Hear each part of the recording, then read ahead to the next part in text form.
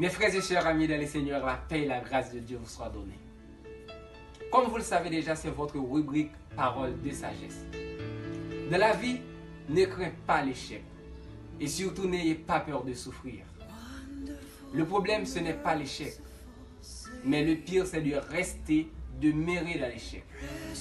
Parce qu'il y a trait à la souffrance, comme dit Alfred de Musset, l'homme est un apprenti, la douleur est son maître. Nul ne se connaît tant qu'il n'a pas souffert. Aujourd'hui, j'aimerais vous parler d'un homme.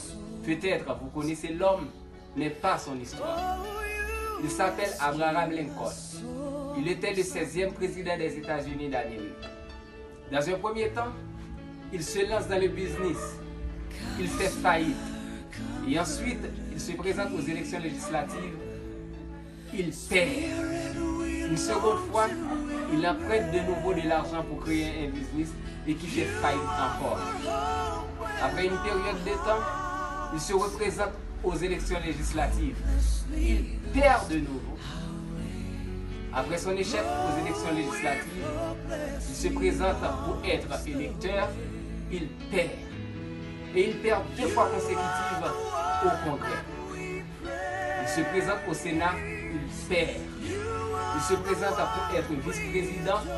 Il n'a même pas eu 100 voix. Il se présente de nouveau au Sénat. Il perd de nouveau.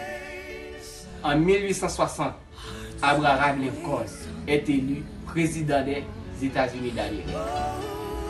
Il était le président le plus respecté et le plus impactant de l'histoire des États-Unis d'Amérique.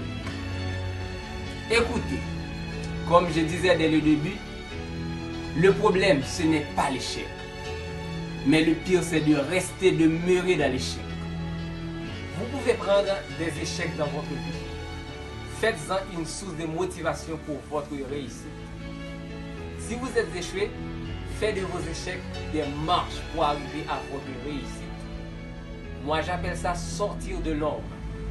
Comme dit Nicolas Boileau, 20 fois sur le métier, remettez votre ouvrage. Polissez-le sans cesse et le repolissez. Parole, sagesse.